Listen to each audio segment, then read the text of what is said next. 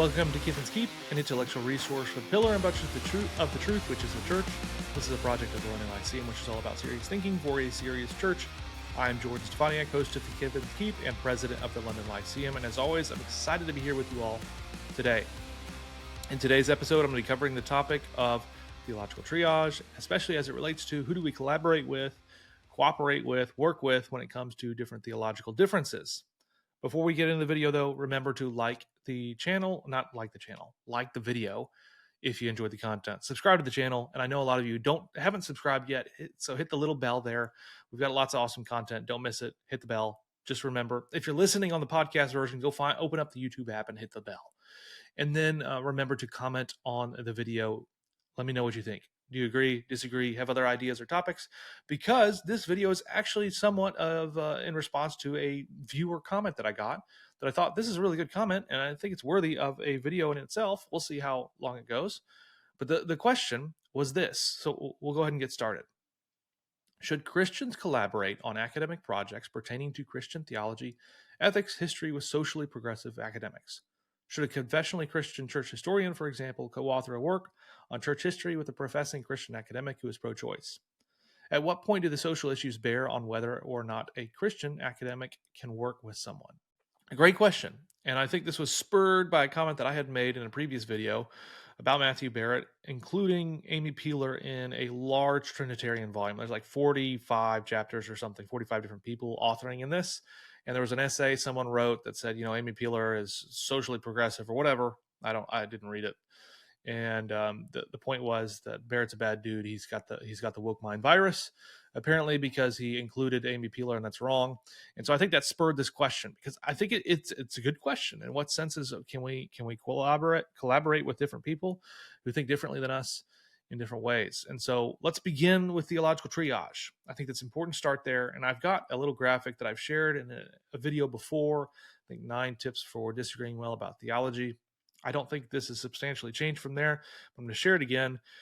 Oftentimes when people talk about theological triage, there's like 3 levels. I like to sort of cash it out a little bit wider. There's a couple of more levels, and maybe you could make it even more fine-grained than that. But I typically think of it sort of like in more of a pyramid sort of scheme. So at the very bottom, you see here, there's the Catholic or Orthodox tradition, which is just like the creeds and the ecumenical council sort of stuff.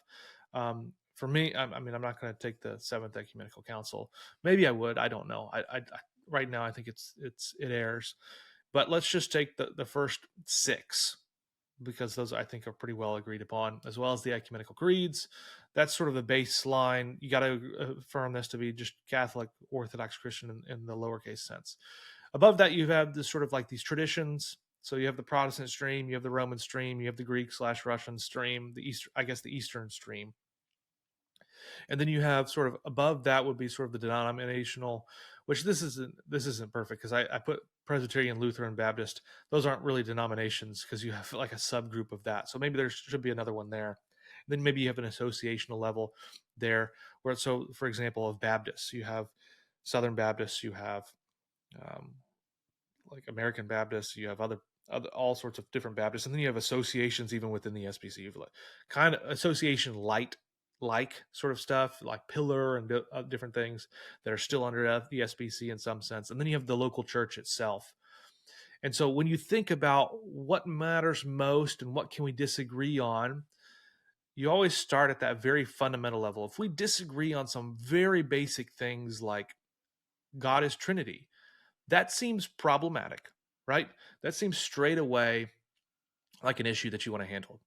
If we're disagreeing on something that is more of a local issue, where my local church thinks or does this, then that seems like, well, that shouldn't stop you from collaborating in a lot of different contexts.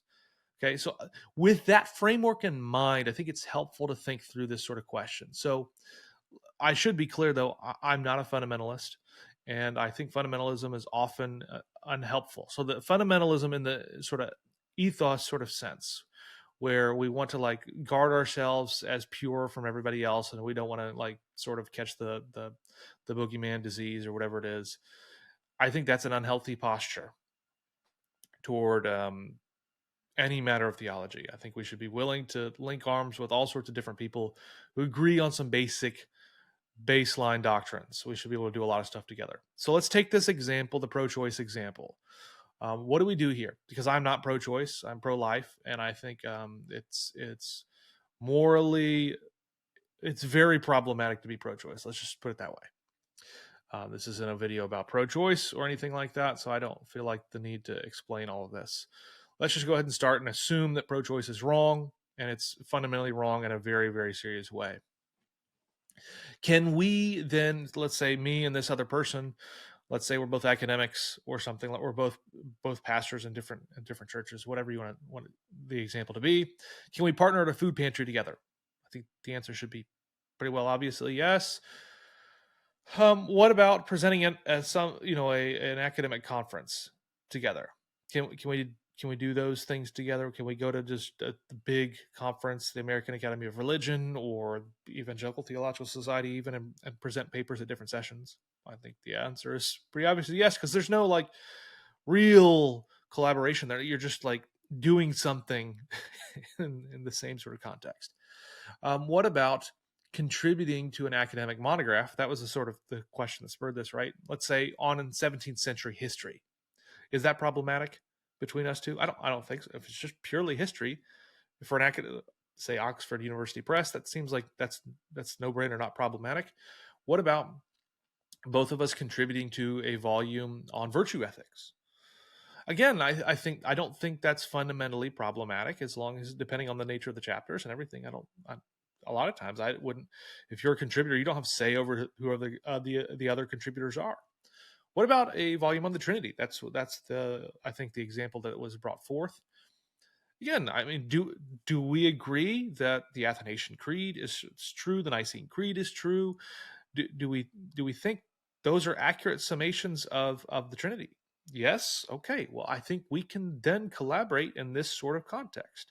We agree on these fundamental truths, and that's all we're talking about. This is not a paper or a chapter or a contribution about anything else about social ethics or anything related to that. So I think you can. What about co-authoring a paper on transhumanism? That seems far more tricky, because we're doing something together in a way that's endorsing one another's viewpoints in certain ways. Now, maybe if it's a point counterpoint thing, that's a different question. Let's say we're working on this together to try to present a full vision for appropriate Christian thought on transhumanism. I think that's going to be problematic, just because I think we're going to probably have some very different ethical views that ultimately don't cohere well together. So I think it's not so much the fact that one person's pro-choice and one person's pro-life, but that those commitments entail other sort of moral commitments and different moral vision.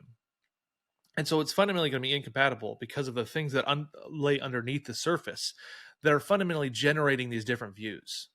Okay, so I don't think there's anything in principle problematic with doing that, writing a book together.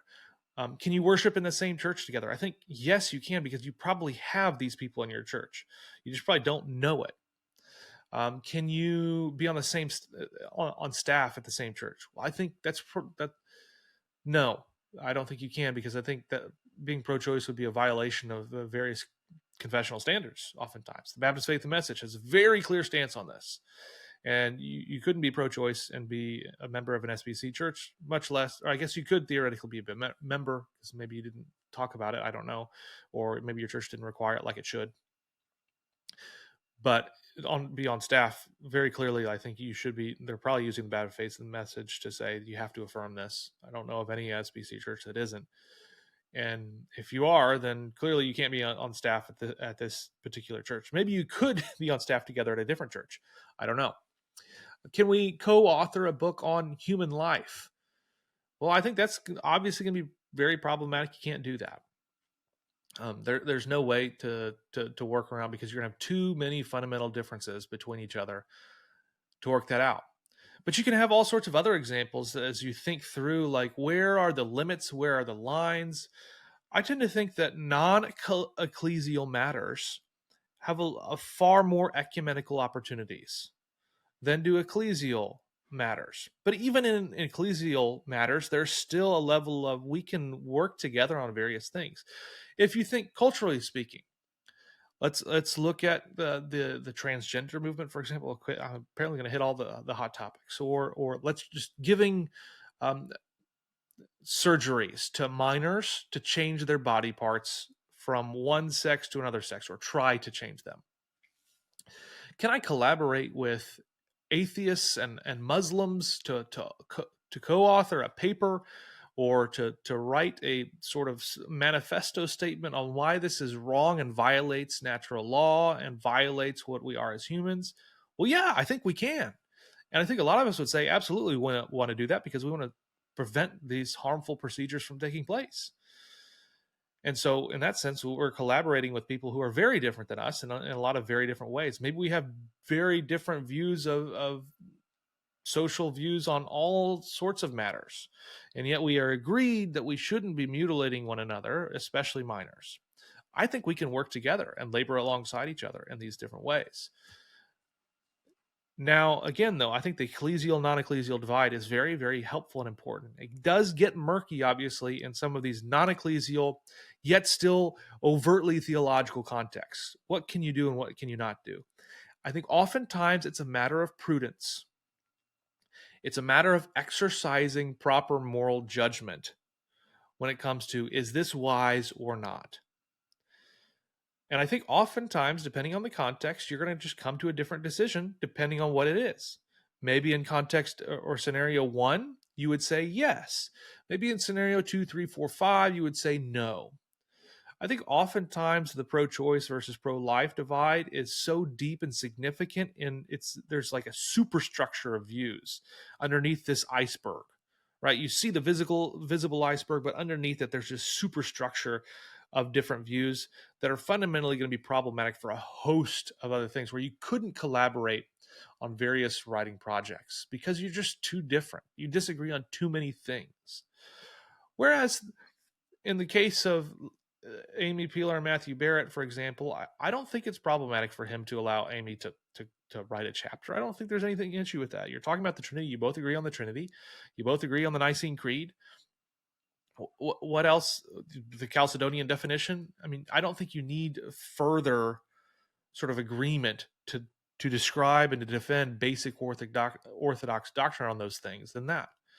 I'd be happy to collaborate with a Roman Catholic or an Eastern Orthodox of some sort. I would be happy to say, yes, we can agree and all fundamentally defend this Orthodox nature of the Trinity, or the Orthodox nature of the Incarnation or Christology or whatever it is.